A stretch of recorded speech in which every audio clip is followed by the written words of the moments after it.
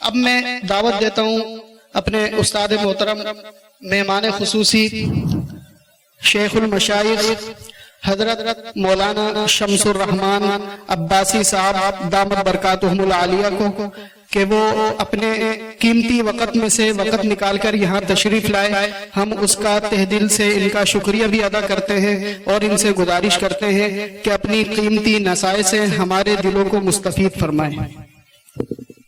بسم اللہ الرحمن الرحیم نحمده ونصلي على رسوله الكريم اما بعد فاعوذ باللہ من الشیطان الرجیم بسم اللہ الرحمن الرحیم وَلَقَدْ يَسَّرْنَا الْقُرْآنَ لِلذِّكْرِ فَهَلْ مِن مُدَّكِرٍ صدق اللہ مولانا العظیم. اللهم صل على محمد وعلى آل محمد كما صليت على إبراهيم وعلى آل إبراهيم إنك حميد مجيد. اللهم بارك على محمد وعلى آل محمد كما باركت على إبراهيم وعلى آل إبراهيم إنك حميد مجيد. میرے محترم و مکرم علماء کرام، ہمارے حضرت مولانا انعام اللہ صاحب مدد العالی، دیگر حاضرین کرام، میرے پیارے محترم بچوں، طلباء اعزام، یہ ساری چیزیں میں سن رہا تھا. قرآن پاک کی تلاوت بھی سنی، بچوں کے عربی میں انگریزی میں بیان بھی سنی. میں سوچ رہا تھا کہ یا اللہ، آپ نے ہم کو کیسا پیارا دین، کتنا پیارا ہے، کیسے کمالات کا مجموعہ ہے. اس دین کے اندر ہماری دنیا اور آخرت کی ساری مسائل و کامیابی، روح کی بھی غذا ہے، جسم کی بھی، زندگی کے ہر مسئلے کا حل ہے. ایسا کوئی مسئلہ نہیں ہے جس کا حل ہماری دین میں موجود ہے، بشرطے کہ ہم اللہ پاک کے اس دین کو صحیح معنوں میں اپنی زندگی میں لے آئے، اس کے مطابق عمل کریں. یہ دین ہمیں دنیا کی کامیابی کا طریقہ بھی دے رہا ہے، اور مرنے کے بعد جو حقیقی زندگی آ رہی ہے وہ تو ہے ہی اس کا مقصد. اب یہ ہمارے بچوں نے یہ جو تعلیم ہے آپ دیکھ رہے ہیں، اللہ پاک نے ان کو کیسے سلیقہ دیا، کیسے یہ بیان کر رہے تھے عربی میں، انگریزی میں. اس عمر میں، اس چھوٹے، اللہ نے کیسے ان کو ذہن دیا ہے، کیسے اللہ نے ان کو استعداد دیا ہے. یہ کیا ہے؟ اللہ کی دین کی برکت ہے. یہ دین ہمارا اتنا جامع ہے جو زندگی کے ہر مسئلے کو حل کرتا ہے. ہمارے آقا جناب رسول اللہ صلی اللہ علیہ وسلم نے زندگی کا کوئی شعبہ چھوڑا نہیں ہے جہاں رہنمائی نہیں کی، اور ساری دنیا میں جتنے مذاہب ہے ان کے پاس زندگی گزارنے کا نمونہ نہیں.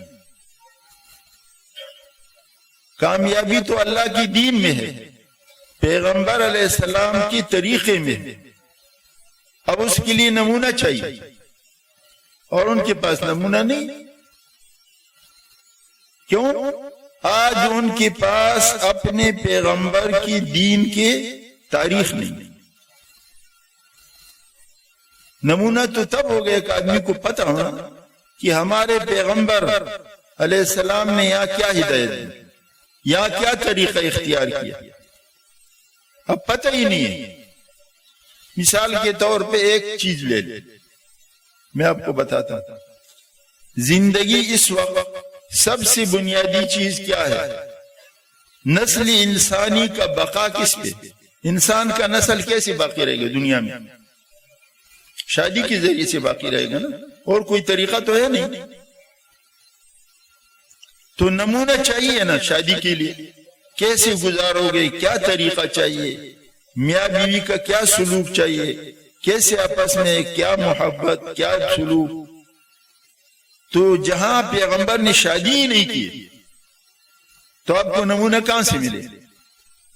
عیسائیت کے اندر کوئی نمونہ پیش کر سکتا ہے؟ حضرت عیسیٰ علیہ نبینا علیہ السلام نے شادی نہیں کی، وہ تو آسمانوں کی طرف اٹھائے گئے، انہوں نے تو دنیا کی کوئی چیز نہیں اختیار کیا. عیسیٰ علیہ نبینا علیہ السلام کے بارے میں آتا ہے کہ راستے پہ جا رہے تھے تو سفر کے لیے ایک تکیا لیا، ایک لوٹا لے لیا. تھوڑی دیر آگے گئے، دیکھا تو ایک آدمی سو رہا تھا، سر کے نیچے اپنا ہاتھ رکھا ہوا. تو کہا تکیا تو خود موجود ہے، کیا کیا؟ تکیا پھینک دیا. لوٹا ساتھ لیا تو آگے گئے تو ایک آدمی چلو سے اپنے منہ میں پانی پی رہا تھا. تو کہا یار یہ لوٹا تو ادھر ہے، لوٹا بھی پھینک دیں. تو مقصد یہ کہ دنیا کی کوئی چیز، کوئی نمونہ نہیں ہے. اب زندگی آدمی کیسے گزارے؟ کون سا طریقہ ہے جس میں آدمی گھر والوں سے کیسے سلوک کرے؟ جب ایک آدمی نے شادی نہیں کی، اس کے نہ بچے ہیں، بچوں کی تربیت کیسے؟ اب دیکھیں نا ہمارے یہ مدرسے میں کیسی تربیت ہو رہی، کیسے انداز سے، یہ نورانی چہرے، یہ تربیت. تو جہاں اولاد ہی نہ ہو، جہاں کوئی گھر ہی نہ آباد ہو، تو وہاں تربیت کیا ہوگی؟ کس چیز کی تربیت کرو؟ جوان کی تربیت کہاں سے کرو گے؟ بچوں کی تربیت کہاں سے کرو گے؟ معاملات کیسے کرو گے؟ معاملات کا تو سوال ہی نہیں. عیسیٰ علیہ نبی علیہ السلام میں کوئی معاملہ ہی نہیں. کوئی دنیا میں نہ گھر ہے نہ سر چھپانے کی جگہ ہے. ہماری دین میں ہم یہ نہیں کہتے کہ بڑے بڑے بنگلے ہو، لیکن کچھ نہ کچھ زندگی گزارنے کا کوئی طریقہ تو ہو نا. اب طریقہ ہی نہیں ہے. زندگی ایسی گزاری کی، کہتے ہیں نا بارش ہوئی تو درخت کے نیچے گئے تو کوئی جانور بیٹھا ہوا تھا، تو کہا چلو غار میں جاتے ہیں، تو وہاں درندہ بیٹھا ہوا تھا. تو کہنے یا اللہ کہاں جاؤں؟ نہ درخت کے نیچے جگہ ہے نہ غار میں. کہتے غیب سے آواز آئی کہ آپ غم نہ کرے، جنت میں ہم گھر بنائیں گے، تمہاری شادی کریں گے، 400 سال تک تمہارا ولیمہ کھلائیں گے. لیکن دنیا میں تو نہیں ہوا نا. تو میرے دوست بزرگوں میں عرض یہ کر رہا تھا کہ اللہ پاک کا بہت بڑا احسان ہے، اللہ پاک کا بہت بڑا کرم ہے کہ اللہ پاک نے ہم آپ کو ایک ایسی دین سے نوازا جو ہماری دنیا کے ہر مسئلے کا حل ہے. ہر مسئلے میں ہمیں تربیت دے رہا ہے کہ تمہیں زندگی کی اس لین میں کیسے گزارنا چاہیے، کیا کرنا چاہیے. پوری تربیت.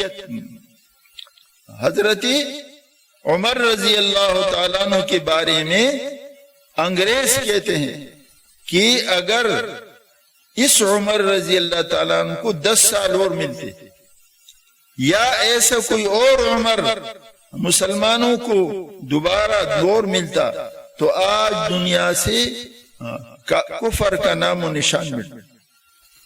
اور حضرت عمر فاروق رضی اللہ تعالیٰ عنہ کی سیرت کو آج یہ جتنے کفار دیکھتے ہیں، یہ نظام عدل، نظام فوج اور دیگر مختلف حکومت کے جو شعبے ہیں، یہ حضرت امیر المؤمنین عمر ابن خطاب رضی اللہ عنہ ان کی زندگی سے آج سارے دشمنان دین بھی نمونہ لیتے ہیں. ان کے پاس کوئی نمونہ نہیں ہے. نمونہ کہاں سے ہوگا؟ عیسیٰ علیہ نبی علیہ السلام نے یہ نہ فوج تھی نہ کوئی اور کوئی طریقہ تھا. تو نمونہ تو سب کچھ ہمارے اسلام میں ایک جامع ترین دین ہے.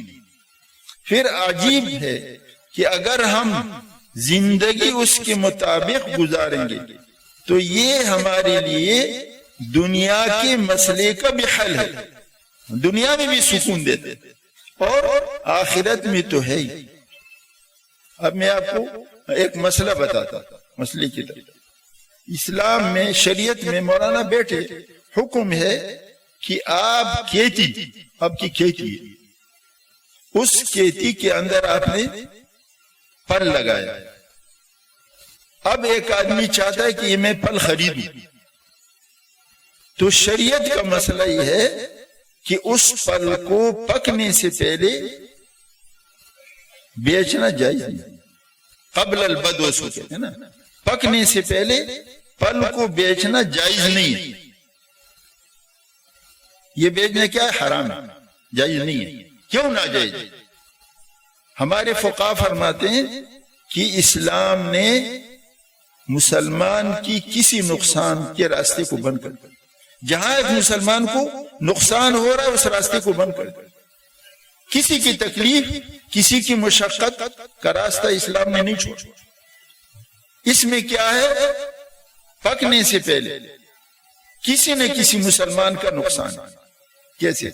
ایک آدمی نے اپنے باغ کا پھل اس لیے بیچا کہ میرے اس باغ کے اندر، مثلا ایک مثال دیتا ہوں، 10 من کا پھل آیا اور اس نے اس کی قیمت، جو ٹھیکیدار لے رہا ہے، خرید رہا ہے، بھائی میرے اس پھل کو میں 10 من کے حساب سے آپ کو بیچے، اور اللہ کی شان وہاں 20 من پیدا ہو گیا، تو اس بیچنے والے کا نقصان ہوا یا نہیں؟ اس نے تو اس حساب سے بیچا تھا کہ میرے اس باغ میں 10 من کا پھل ہے اور میں اس کی قیمت لے رہا ہوں، اور وہاں اس کو وہ تو 10 من اور ہو گیا، تو بیچنے والے کا نقصان۔ اور دوسری شکل، خریدنے والے نے اس لیے خریدا تھا کہ اس باغ میں مجھے 10 من کا پھل ملے گا، اور اللہ کی شان اس میں ایسا کوئی کیڑا لگ گیا، ایسے کوئی آفت آ گئی کہ وہ 10 من کی بجائے 1 من بھی نہیں ہوئی، تو اب کس کا نقصان ہے؟ خریدنے والے کا نقصان ہے نا۔ تو اسلام نے ہر وہ دروازہ بند کر دیا جہاں کسی نہ کسی مسلمان کو نقصان ہو رہا ہے۔ اسی طرح میں آپ کو ایک اور چیز بتاتا ہوں، آج کل یہ عام چل رہا ہے، اور جس میں آج کیا ہو رہا ہے، لوگ کروڑوں کے اندر لوگ نقصانات میں جا رہے ہیں، اس لیے کہ جڑ خراب ہے۔ کیا بولتے ہیں؟ مزاربت۔ یہ جو مزاربت کیا کرتے ہیں لوگ؟ ایک کہتے ہیں یار میرے پیسے لے لو، آپ کاروبار کرو، کمپنیاں کھولیے کہ پیسے ہمیں دے دو، ہم کاروبار کریں گے، اور آخری نتیجہ کیا ہوتا ہے؟ کروڑوں کی روپیہ ختم ہو گئے، نقصان میں چلے گئے۔ اور میں کیا نام لیں گے، بڑے بڑے اچھے اداروں میں ہو رہا ہے۔ کیوں ہو رہا ہے؟ کہ آج مزاربت کی جو شرط ہے وہ نہیں پائی۔ یا تو کیا مزاربت ہے؟ آپ نے پیسے دے دیا، وہ کہتے ہیں میں آپ کو مہینے کی اتنی دوں گا، حالانکہ یہ بنیادی غلط ہے۔ کیوں؟ مزاربت کی 3 شرطیں۔ مولانا بیٹھے، میں تو اتنا نہیں جانتا، میں کیوں کتنے زمانے پہلے پڑھا تھا، اب سب بھول گئے، لیکن اتنا بڑی باتیں بتاتا ہوں۔ مزاربت کی پہلی شرط یہ ہے کہ آدمی اس کے نفع کی تعین نہیں کرے کہ 10,000 دوں گا، 20,000، ہاں فیصد لگا گا۔ کیا مطلب؟ جو میں کماؤں گا اس کا آدھا آپ کو دوں گا، 2/3 دوں گا، 3/3 دوں گا، جو دوں گا، لیکن فیصد پہ تو لگا سکتے ہیں، تعین نہیں کر سکتے کہ 10,000 دوں گا، 20,000 دوں گا۔ یہ غلط ہے، یہ سود ہے۔ اور یہاں کیا ہوتا ہے؟ وہ کہتے ہیں میں آپ کو مہینے کی اتنا دوں گا، مجھے دے دے، تو بنیادی غلط ہو گیا، بنیادی سود پہ گیا۔ اب سود پہ آئے گا تو وہ تباہ ہو گیا، نہیں یمحق اللہ الربا ویربی الصدقہ۔ اللہ کہتے ہیں میں تو سود کی بنیادی ختم، محقیم کو بنیادی ختم، مٹاؤں گا، ختم۔ تو پہلی بنیاد تو یہاں سے غلط ہو گئی۔ دوسرا، مزاربت کے اندر جو پیسے لے رہا ہے اس کو چیز بتانی چاہیے، بھائی اس چیز کا میں کاروبار، یہ کاروبار میں کر رہا ہوں، اس کے لیے آپ سے پیسے لے رہا ہوں۔ اور یہاں کچھ نہیں. پیسے آپ کا لے رہا ہے, آگے وہ کاروبار کر رہا ہے یا نہیں لے رہا, بلکہ یہاں کیا ہو رہا ہے, آپ سے پیسے لے رہے اس کو دے رہے, اس سے پیسے لے رہے اس کو دے رہے. کاروبار پیچھے کچھ نہیں, بنیاد کوئی نہیں ہے. آخری نتیجہ کیا ہوتا ہے, ختم, نقصان. کیونکہ وہ اس کا ادھر اس کا ادھر, سارا کا نتیجہ ہو, کوئی کاروبار کی بنیاد نہیں. اور تیسرا یہ ہے کہ اگر خدا نہ خواستہ نقصان ہو جائے تو جو محنت کر رہا ہے اس پر نقصان نہیں آئے گا, جس کی پیسے اس پر, جس کو کیا کہتے ہیں, رأس المال, جس کی پیسے. اب یہاں تو آپ نے پیسے دیے, وہ کہتے ہیں نہیں آپ ہر حال میں مجھے دو گے, چاہے آپ کا نقصان ہو جائے چاہے آپ کو کچھ بھی ہو. تو یہ جھگڑے چل جائیں. یہ میں نے ایک نمونہ پیش کیا, حالانکہ اس مجلس سے اس کا تعلق نہیں ہے, لیکن عرض کر رہا تھا کہ ہمارا اسلام اتنا واضح دین ہے اور ہر مسئلے کو اتنا واضح کیا ہے کہ اگر اس کے مطابق ہم چلے تو جھگڑا کوئی نہیں. حضرت مفتی شفیع صاحب مفتی اعظم پاکستان رحمت اللہ علیہ کی وصایا وغیرہ میں پڑھ رہا, تو اس میں لکھا ہوا ایک حدیث نقل کی, عام حدیث ہے کہ حضرت نے وصیت کی شروع میں ایک حدیث کہ حدیث شریف میں آتا ہے کہ مومن کو کے اوپر ایک رات بھی ایسے نہیں گزرنی چاہیے کہ وصیت نامہ اس کی سرانے تیار موجود. کیا مانا, اس کا جو کچھ ہے اس پر کیا دینا ہے, کیا لینا ہے, کیا کرنا ہے, اپنے اولاد کے لیے, اپنے خاندان کے لیے, کسی کے ساتھ کوئی معاملہ ہے, کسی کا کوئی امانت اس کے پاس رکھا ہوا ہے, کسی کے پاس اس کے قرضہ ہے, یہ ساری چیزیں واضح ہونی چاہیے. کیوں, خدا نہ خواستہ اس کی موت آ جائے اور کل لوگ کھڑے ہو جائے کہ بھائی اس کے اوپر تو ہمارا اتنا قرض ہے, اور وہاں کوئی ثبوت نہیں, اور وہاں کیا ہوگا, اب بچوں کو تو پتہ ہے نہیں, کوئی چیز ثابت نہیں, اور کروڑوں روپے اس کے سر پہ, تو پھر وہ کہاں سے ادا کریں گے. ہمارے یہاں ایک خان صاحب, ہمارے پٹھانوں میں اکثر یہ ہوتا ہے کہ اب تو خیر لوگوں میں ترقی آ گئی, پہلے ہر چیز اس کے دماغ میں ہوتا, کاغذ پہ کچھ نہیں ہوتا. میں چھوٹا تھا, والد صاحب کی دماغ, وہ کاروبار کرتا گاڑیوں کا, لیکن سب چیز اس کے دماغ میں, کاغذ پہ کوئی چیز نہیں. اب جب انتقال ہوا, ہم کے بہت بڑا کاروبار تھا اس کا, جب انتقال ہوا تو جو مانگنے والے تھے وہ تو کھڑے ہو گئے, مانگنے والے چاہے سچے ہو یا جھوٹے, کہ ہمارا اس خان صاحب پر اتنا قرض ہے, اور اس کا جن پہ قرض ہے وہ سب خاموش ہو گئے. اب اولاد کو کوئی ثبوت نہیں, کیوں, کچھ تھا ہی نہیں. تو نتیجہ کیا ہوا کہ ان کی اولاد نے اپنی جائیداد بیچ کی اس کا قرض ادا, کیوں, مطالبہ والے ہیں, اور ان کا قرضہ کتنا, بہت سارا قرض, سب خاموش ہو. تو اس کی بیوی اولاد بددعا دیتی تھی کہ باپ ہمارا چلا گیا, مصیبت ہمارے لیے چھوڑ. کیوں, آج ہم جائیداد سے بھی محروم ہو گئے, اتنا بڑا کاروبار کیا, ساری زندگی کراچی میں گزارا, کاروبار کیا, اور آج ہمارے پاس کیا رہے گا, قرضہ رہے گا. تو یہ کیا ہے, ہم نے حدیث شریف کے مطابق عمل نہیں کی, تو یہ مصیبت آ گئی. اگر ہم دین کے مطابق عمل کریں, ایک ایک شریعت کے مسئلے کے مطابق عمل کرے, تو سارے جھگڑے ختم. جھگڑے کہاں سے پیدا ہوتے ہیں, جہاں اسلام شریعت کی حکم کو توڑ دے, جہاں مسئلہ توڑ دے وہاں سے جھگڑا شروع ہو. اور اگر صحیح ہر چیز آدمی واضح کر دے تو جھگڑا کچھ نہیں. اور دوسرا, آدمی کے اندر خدا کا خوف آ جائے. آج خدا کا خوف, ایک آدمی یہ نہیں سمجھتا ہے کہ مجھے قیامت کے دن اللہ کو جواب دے. آج خوف خدا نہیں. ہر آدمی کہتے وہ دنیا آنی چاہیے, دنیا آنی چاہیے, حلال سے آ جائے حرام سے. حضرت مجدد ملت حضرت مولانا اشرف علی تانوی رحمت اللہ علیہ کا واقعہ لکھا کہ حضرت ریل میں سفر کر رہے تھے, سفر کے لیے جا رہے تھے. پرانے زمانے میں ریل ہی چلتی تھی, یہ بسیں ویگنیں تو نہیں تھی.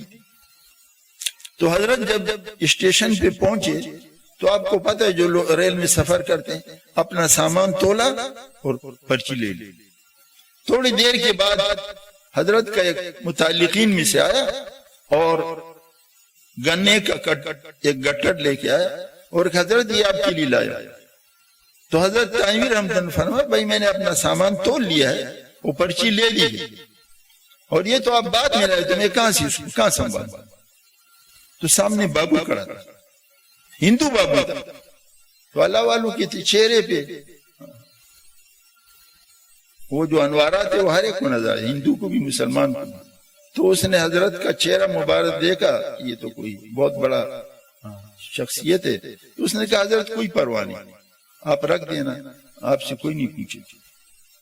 تو حضرت نے پوچھا, اس نہیں پوچھے گا آپ کی ڈیوٹی ہے تو آپ یہ بتاؤ کہ آپ کی ڈیوٹی کہاں تک, کہاں تک یہ آپ بابو ہے. اس نے کہا فلاں اسٹیشن تک. تو حضرت نے فرمایا میرے تو سفر آگے بھی ہے, تو آگے کیا ہوگا؟ اس نے کہا آگے ایک اور بابو چڑھ جائے گا, میں اس کو بول دوں گا کہ بھائی یہ حضرت کا سامان ہے, اس کو کچھ بولنا مت. تو حضرت نے فرمایا ٹھیک ہے, تو اس کی ڈیوٹی کہاں تک ہے؟ تو بابو نے کہا وہ فلاں اسٹیشن تک. تو حضرت نے فرمایا اس سے آگے کیا ہوگا؟ کہا وہ تیسری والے کو بتا دے گا. تو حضرت نے فرمایا اس سے آگے کیا ہوگا؟ نے کہا اس سے آگے تو آپ کا سفر ختم ہو جائے گا, آپ کا اسٹیشن آیا. تو حضرت تانوی رحمۃ اللہ نے فرمایا میرے سفر تو یہاں نہیں ختم ہوتا, میرے سفر تو جا کے قیامت پہ اللہ کے سامنے ختم ہونا, تو وہاں جا کے کیا جواب دوں؟ یہاں تو آپ نے میری رعایت کر دی بغیر اس کی کہ آپ کو حق نہیں پہنچتا, کیونکہ یہ تو حکومت کا قانون ہے, آپ کوئی مالک تو ہے نہیں, لیکن خدا کے سامنے میں کیا جواب دوں؟ جب یہ خوف خدا ہوتا ہے نا, اس کو ایک ایک چیز کی جائے. ہمارے شیخ حضرت بنوری رحمت اللہ علیہ کی اہلیہ بیمار تھی, انکل سرے میں داخل تھی. حضرت کے گھر میں کوئی پکانے والا نہیں تھا. اس زمانے میں بچیاں ہوگی وہ چھوٹی ہوگی, تو مدرسے سے پیسوں سے خالی, یہ نہیں کہ چلو مفت جا رہا ہے, محتمم صاحب ہے تو خالی. تو حضرت کے گھر میں مدرسے کے مطبخ سے پیسے دے کر کھانا جاتا. تو حضرت بیٹھے ہوئے تھے ایک دن, وہ ہمارے ایک حاجی عبداللہ صاحب تھے بنو ٹاؤن میں پرانے, تو حضرت کی خدمت کرتے تھے دوسروں کی, افغانستان کی تھے, بڑے نیک آدمی تھے. تو کبھی مطبخ میں کبھی کہیں. تو حضرت ایک دن دفتر میں بیٹھے ہوئے تھے اور وہ حاجی عبداللہ صاحب وہی نگران تھے کھانے کے. تو طالب علم کھانا لے جا, تو حضرت کو اچانک خیال آیا, تو طالب علم کو بلا کر کہا یہ کھانا آپ میرے گھر لے جائے. اس نے کہا, تو دیکھا تو اس طالب علم سے پوچھا کہ یہ تم سچ بتاؤ کہ یہ کھانا, یہ سالن جو آپ میرے گھر لے جا رہے ہو, تو اسی طرح تم طالب علموں کو بھی سالن ملتا ہے, یعنی اس میں اتنی بوٹیاں, اتنا یہ اس کے اندر یہ کیا بولتے ہیں, یہ تری, ہاں یہ تری اور یہ گوشت ایسے ہی ہوتا ہے. تو طالب علم نے کہا نہیں ایسا تو نہیں. تو حاجی عبداللہ کو بلایا اور بلا کر کہا حاجی عبداللہ قیامت کی دن بنوری کی جگہ تم جواب دو, تم جو میرے ساتھ رعایت کرتے ہو, اور منع کر دیا آئندہ میرے گھر میں نہیں سالن دے, میں نہیں لیتا یہاں سے. کیوں؟ تم میرے ساتھ رعایت کر دے, تم کو یہ حق ہے. تو ایک ایک ذرہ, جب خوف خدا ہوتا ہے نا, ایک ایک ذرے کی وہ خیال کرتا ہے, احتیاط کرتا ہے. تو یہ کیا چیز ہے؟ خوف خدا, اللہ پاک کا خوف. قیامت کے دن اللہ پاک کے سامنے جواب. مسلمان کی زندگی کو کیا چیز کنٹرول کرتا ہے؟ اس کے دل میں کیا ہوتا ہے؟ خوف خدا ہوتا ہے. حضرت عبداللہ ابن عمر رضی اللہ عنہ, حضرت شیخ نے قصہ لکھا ہے, عبداللہ ابن عمر رضی اللہ عنہ جا رہے تو ایک بکریاں چرانے والا بکریاں چراتا ہے. تو اس کو کہتے ہیں جنگل میں کہ بلا کے کہتے ہیں ایک بکری ہمارے ہاتھ بیچ دینا اور جو قیمت ہے ہم دے دیں گے, اور ایسا کریں گے گوشت پکائیں گے, شام آپ کو کھانا بھی ساتھ کھلا دیں گے. تو اس بکریاں چرانے والے نے کیا کہا, یہ میری بکریاں تو ہے نہیں, میں کیسے بیچ دوں, میں مالک تو نہیں. تو حضرت عبداللہ ابن عمر رضی اللہ عنہ فرمایا یہ نہیں تھا کہ نعوذ باللہ وہ بھی کوئی کسی کا حق ماننے، آزمائش کے لیے ایسا کرنا کہ ایک بکری دے دو، شام کو جب مالک پوچھے تو کہہ دینا کہ وہ تو گیڑیا کھا گیا۔ تو اس چروائے نے کیا کہا، یہ تو میں کہہ دوں گا فَإِنَ اللَّهَ، اللہ کی درجہ یہاں تو بات ہو جائے گی، لیکن خدا کے سامنے کیا، وہ تو سب کچھ یعلم خائنۃ الاعین وما تخفی الصدور، وہ تو آنکھوں کی خیانت کو بھی دیکھتے اور جو سینوں میں چھپا ہوا۔ تو حضرت عبداللہ بن عمر رضی اللہ عنہ کیا فرمانا، ایک چرواہا بھی جنگل میں بیٹھ کر کیا کہتے ہیں فَإِنَ اللَّهَ۔ تو ہمارے اسلام نے ہمیں سبق یہ دیا ہے کہ ہمارے اندر خوف خدا ہو، آخرت کی فکر ہو۔ جب یہ خوف خدا آئے گا یہ زندگی ہماری کنٹرول ہو جائے گی، ایک ایک منٹ کا، ایک ایک سیکنڈ کا ہمیں قدر ہوگا اور ہم اپنی زندگی کو صحیح لین پہ لیں۔ حضرت شیخ نے ابیتی میں لکھا ہے، اپنے ابیتی میں، حضرت شیخ کی ابیتی ایک خزانہ ہے، ہر لین والوں کے لیے اس میں سبق ہے۔ میں ہمیشہ کے لیے ابیتی کو 2 دفعہ پڑھتا ہوں، ایک رمضان سے پہلے، ایک رمضان کے بعد۔ سر رکھیے، اب تو خیر ہم نے صبح درس کے اندر شروع کر دیا۔ یہ نام تو ابیتی ہے، یعنی میری زندگی، لیکن ہے خزانہ۔ تو ابیتی میں قصہ لکھا ہے کہ میرے شیخ حضرت خواجہ خلیل احمد سہارنپور رحمۃ اللہ علیہ جب درس دیتے تھے تو جس چٹائی پر بیٹھ کے درس دیتے تو جب کوئی آدمی مہمان آتا تھا تو حضرت اس چٹائی کو چھوڑ کے آگے بیٹھ خالی اس جگہ بیٹھ گئے۔ تو کسی نے پوچھا حضرت یہ کیوں آپ چھوڑ دیتے؟ تو حضرت فرماتے تھے بھائی یہ چٹائی جس نے دی ہے، رکھی ہے، یہ درس کے لیے رکھی، اس لیے کہ میرا مہمان آ جائے میں اس پہ بیٹھ کے باتیں کروں، حالانکہ اس پر کسی کی نگاہ جاتی۔ تو حضرت چٹائی چھوڑ کے یا قالین ہے یا دری چھوڑ کے ادھر بیٹھ گئے۔ اور حضرت شیخ الحدیث صاحب رحمۃ اللہ اپنے والد کے بارے میں لکھا ہے کہ والد تو مظاہروں میں پڑھا، تنخواہ تو نہیں لیتے تھے، لیکن کھانا آتا تھا ایک باورچی کی یہاں سے، اب وہاں سے کھانا آتا اور ٹھنڈا ہو جاتا، تو جس وہ تنور میں جہاں کھانا پکتا تھا آگ تو یہ اس کے باہر، اندر بھی نہیں، نہ آگ پر، اس کے باہر اپنے برتن کو رکھ دیتے کہ ذرا سالن گرم ہو جائے اور پھر اس کو کھاتے تھے۔ اب یہ تو کوئی مستقل فائدہ تو نہیں اٹھایا، لیکن مہینے کے بعد جتنا اس کا کچھ نہ کچھ پیسے جمع کرتا، کہ کہیں ایسا نہیں کہ میں نے اس آگ سے فائدہ اٹھایا قیامت میں میری پکڑ آئی۔ یہ کیا چیز تھی؟ خوف خدا تھا، اللہ پاک کے سامنے جانے کا خوف۔ حضرت مولانا تقی عثمانی صاحب مدد اللہ، ہم بیان میں ایک دفعہ بیٹھے ہوئے تھے، پہلے تو یہاں بیت المکرم میں بیان کرتے تھے، پھر یہ حالات خراب ہو گئے تو اب وہ دالو میں کرتے ہیں اتوار کے دن۔ تو بیان میں کہہ رہے تھے کہ ایک دفعہ ڈاکٹر عبدالحی صاحب رحمۃ اللہ، یہ حضرت کے شیخ تھے، وہ بڑے بڑے بزرگوں کے شیخ تھے اور بڑے اللہ والے تھے، عالم نہیں تھے لیکن تھے۔ ہمارے استاد صاحب فرماتے تھے سواد کہ اللہ پاک کو بڑا عالم نہیں چاہیے، اللہ کو بڑا مسلمان چاہیے، اچھا مسلمان، اچھا عالم نہیں چاہیے، اچھا مسلمان چاہیے۔ اچھا عالم سے مراد یہ نہیں کہ عالم کی طرح نہیں، ظاہری علم بہت کچھ ہو لیکن اندر سے خدا کے ساتھ تعلق، ہاں علم کے الفاظ یہ نہیں ہے، اللہ کے یہاں جو اس کے نور بھی ساتھ سینی۔ اس لیے تو ہمارے بزرگان دین کیا فرماتے ہیں، علماء کو فرماتے بھائی آپ نے دور حدیث سے فارغ ہو گئے، اب جاؤ کسی اللہ والے کی صحبت میں رہ کر اس علم کا نور سیکھو۔ ہمارے شیخ خود فرماتے کہ جب میں ڈابیل سے فارغ ہوا، بخاری شریف میں نے حضرت انور شاہ کشمیری رحمۃ اللہ سے پڑھی، تو حضرت کو اپنے شیخ سے بہت محبت تھی، انہیں بھی تھی، تو مجھ سے فرمانے لگے بیٹا یہ تو آپ نے مجھ سے ظاہری علم سیکھا، اب جاؤ کسی اللہ والے سے اس علم کا نور سیکھو۔ حالانکہ حضرت انور شاہ کشمیری خود بھی بہت بڑے اللہ والے، لیکن ایک مستقل اس چیز کا ایک فن اور ایک ذریعہ۔ حضرت اب بیچ میں ایک بات آئی، حضرت شیخ نے ہمارے شیخ کو خط لکھا، اب بیتی میں موجود ہے کہ آپ ایسا کرو کہ اگر اپنے مدرسے کو فتنوں سے بچانا ہے تو اس میں ذکر کا ایک مجلس قائم کریں، ایسے لوگوں جو اللہ کا ذکر کرتے ہیں، تو اس کی برکت سے آپ کا مدرسہ دنیا کی فتنوں سے بچ جائے۔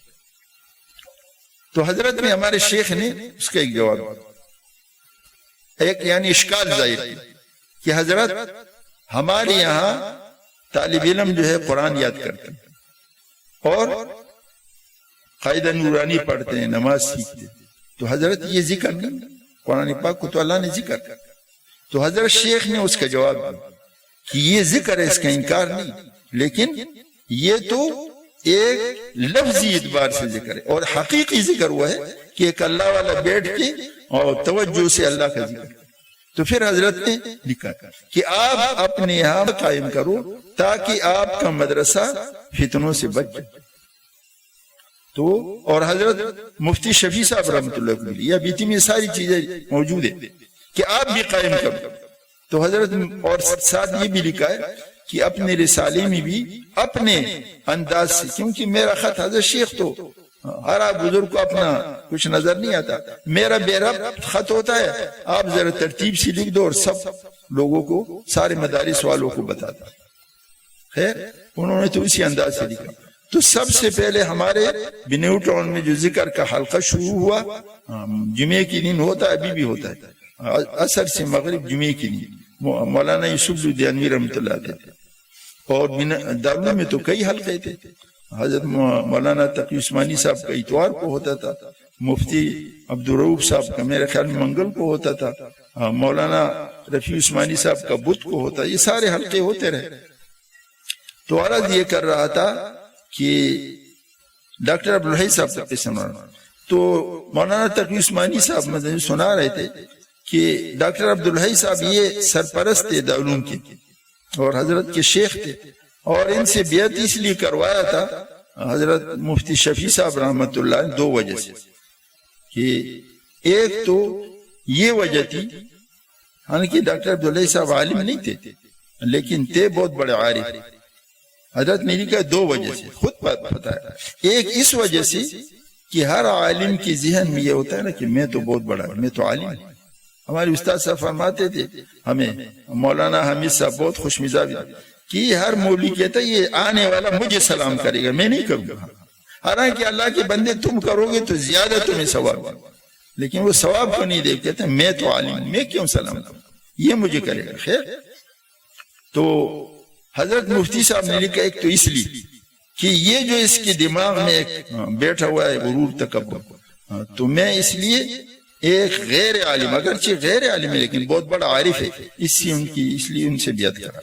اور دوسری وجہ یہ لکھی ہے کہ بیٹے کو اپنے والد کے ساتھ وہ ایک یعنی آزادی ہوتی، اور شیخ اور مرید کے اندر آزادی نہیں ہونی چاہیے، ایک احترام ہو، ادب، آزادی سے پھر وہ دل میں وہ حیثیت ختم ہو جاتی، تو اس لیے میں نے یہ کیا۔ خیر تو حضرت مولانا تقی عثمانی صاحب نے بیان میں کہہ رہے کہ ڈاکٹر عبدالحی صاحب یہاں تشریف لائے تو کچھ طبیعت خراب ہو گئی تھی، تو میرے والد کا معجون پڑا ہوا، تو میں نے وہ معجون پیش کیا، تو ڈاکٹر عبدالحی صاحب نے نہیں کہا تھا، میں نے کہا حضرت کیوں نہیں، یہ حکیم کا علاج ہے، حکیمی نسخہ، حضرت نے فرمایا حکیمی نسخہ ہے جو میں نہیں کہا۔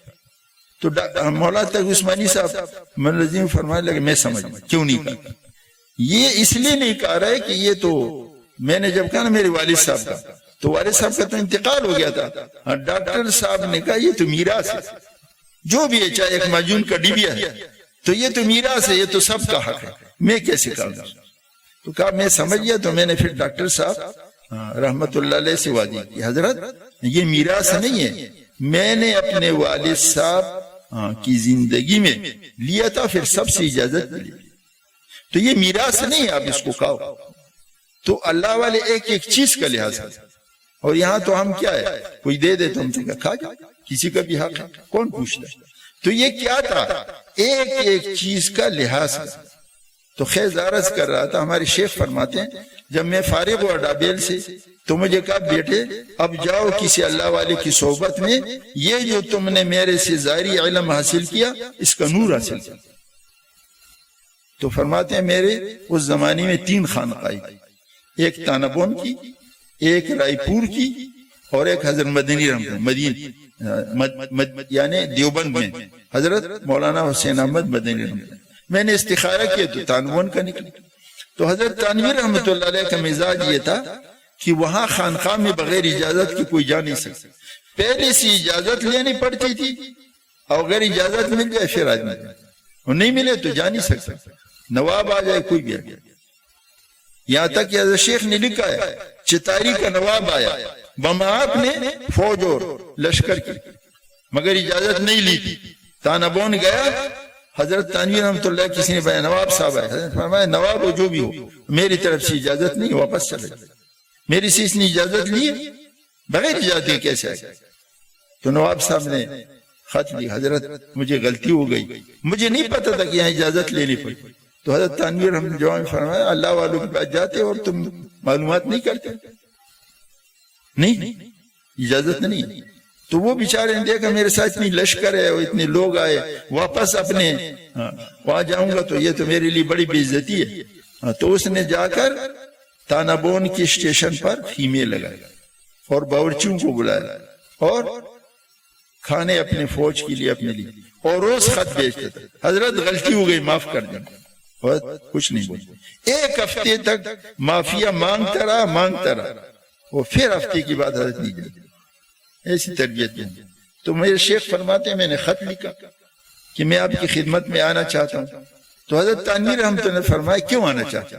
اگر اس لیے آنا چاہتے ہو کہ میں اللہ والا ہوں تو میں تو نہیں ہوں اللہ والا، اور اگر اس لیے آنا چاہتے ہو کہ میں کوئی دنیا دار ہوں، آپ کو کوئی دنیا کا فائدہ ہوگا تو میں تو فقیر آدمی، تو کیوں آنا چاہتا؟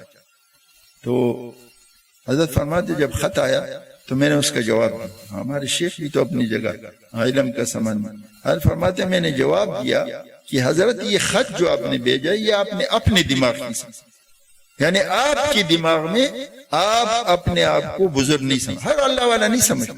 کون؟ حضرت شیخ کی یہ فضائل اعمال پڑھو تو کہاں لکھتے میں سب سے سیاہ کار ہوں، میں ایسا ہوں، ایک لفظ آدمی سنتا ہے حیران ہو جاتا، اپنے وقت کا قطب لگتا اور اپنے بارے میں کیا سمجھتا۔